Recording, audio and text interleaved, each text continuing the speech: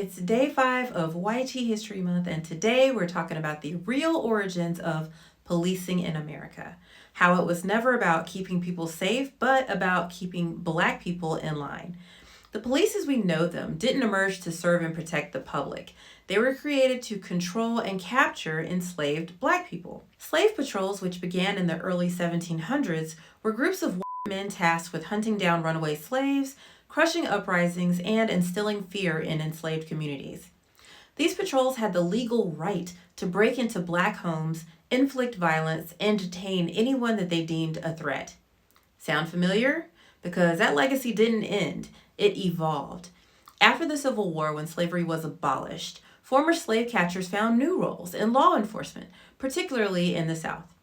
At the same time, white supremacists founded the Ku Klux Klan in 1865 to terrorize Black communities and maintain racial control.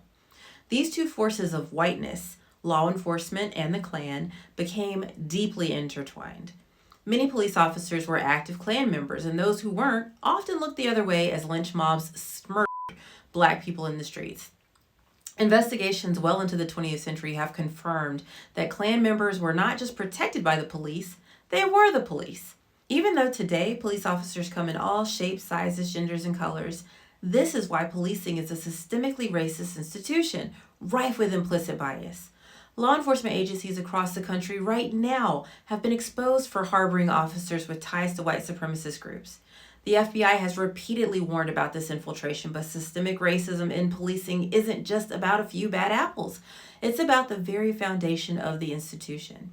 Consider this. The Supreme Court has ruled multiple times that police officers have no legal obligation to protect individuals. Their duty is to maintain order and protect property, just like the slave patrols before them. And despite carrying deadly weapons and holding the power to take a life, police officers don't even need to know the law to enforce it. This is why so many wrongful arrests, excessive force incidents, and outright abuses of power occur. So what does this mean for us today? It means that when you encounter the police, a sheriff, or ICE, you need to protect yourself legally. Rule number 1, shut the fuck up. You have the right to remain silent and you should exercise it. Do not consent to searches. Ask if you're free to go. Record interactions when you're able, or listen to Chris Rock and get away from it. Because the same system that once hunted Black people for escaping plantations is still fully operational.